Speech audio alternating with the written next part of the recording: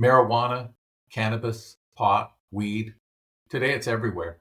Have you ever been standing in line at the grocery store and noticed that the person who just got in line behind you reeks of marijuana? Or how about when someone comes to your house to offer some type of unsolicited service like tree trimmers or gutter salespeople? And as soon as you open the door, you're blown away by the strong stench of pot.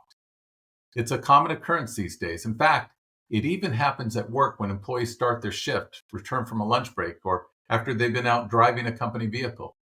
You can thank the folks behind the nationwide movement to legalize marijuana, who have also made it their mission to prohibit companies from securing the safety of the workplace by limiting what employers can do to prevent workplace drug abuse or take action when someone is suspected of being under the influence on the job.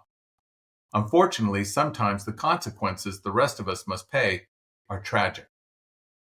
Consider the hot air balloon accident that occurred in 2021 in Albuquerque, New Mexico. The balloon crashed into a power line, causing the basket to detach from the envelope and plummet to the ground. 5 people, including the pilot, were killed. The National Transportation Safety Board said that the crash was in part caused by the pilot's use of cocaine and cannabis. The official report stated, quote, contributing to the accident was the pilot's use of impairing illicit drugs, end quote. And, quote, the official report stated, quote, contributing to the accident was the pilot's use of impairing illicit drugs. Some impairing effects of THC would likely have been present that would have affected the pilot's ability to successfully operate the balloon, end quote. So sometimes having to endure the sickening smell of marijuana on a coworker or fellow shopper is the least of our concerns. Quest Diagnostics reported in 2023 that post-accident positive drug tests for marijuana recently reached a 25-year high.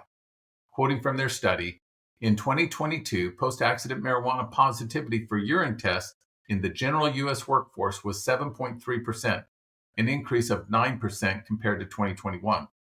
The new peak follows a steady increase in post-accident marijuana positivity every year from 2012 to 2022.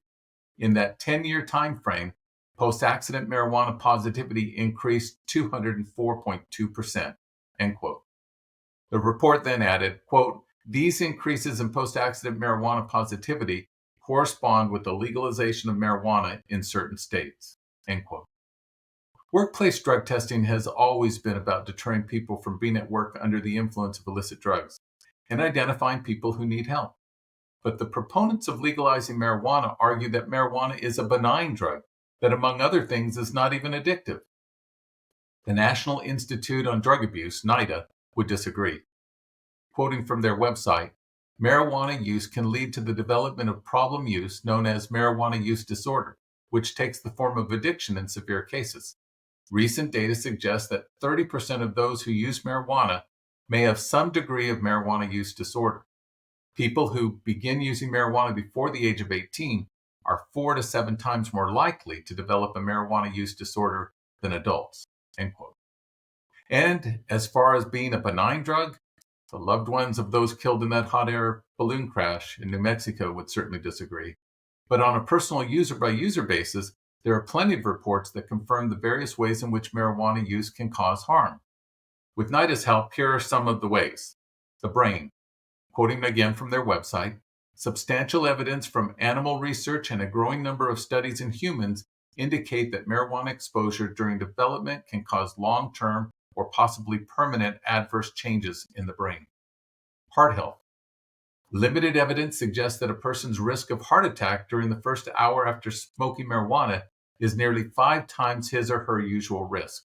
This observation could be partly explained by marijuana raising blood pressure in some cases, and heart rate and reducing the blood's capacity to carry oxygen. Mental health. Considerable, though not all, evidence has linked cannabis use to earlier onset of psychosis in people with genetic risk factors for psychotic disorders, including schizophrenia, as well as worse symptoms in people who already have these conditions. Although less consistent, there is also evidence linking cannabis use to other mental illnesses and self-harm, including suicidal thoughts and behaviors. And finally, lung health. Marijuana smoking is associated with large airway inflammation, increased airway resistance, and lung hyperinflation, and those who smoke marijuana regularly report more symptoms of chronic bronchitis than those who do not smoke. And the list goes on. Now consider the case of Ann Hassel, a 56-year-old resident of Massachusetts. Hassel purportedly purchased her marijuana legally and used it in accordance with the state law. But the weed she consumed was anything but safe.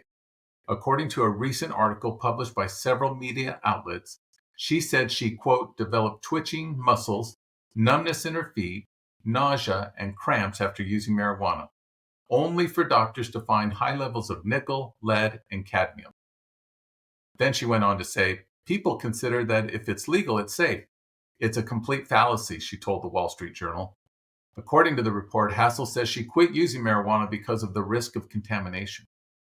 So if marijuana is neither benign nor non-addictive, and use can lead to numerous health issues, and legally purchased marijuana can contain harmful chemicals, then why use it?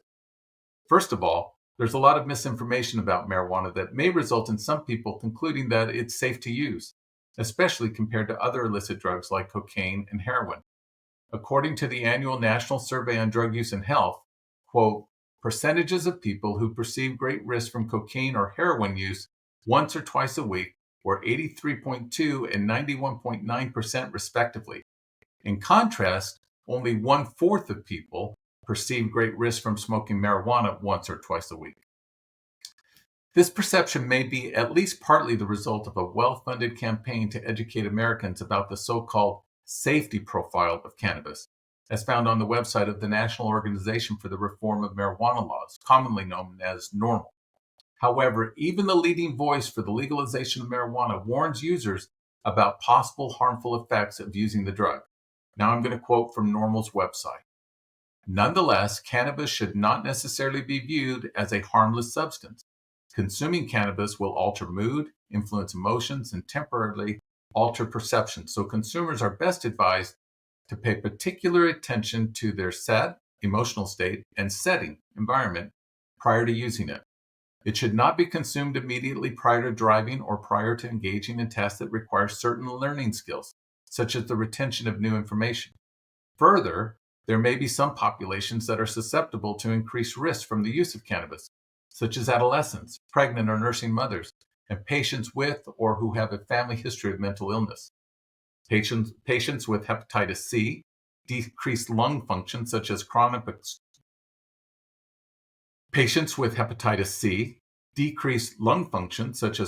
obstructive pulmonary disease, or who have a history of heart disease or stroke may also be at greater risk of experiencing certain adverse side effects from cannabis.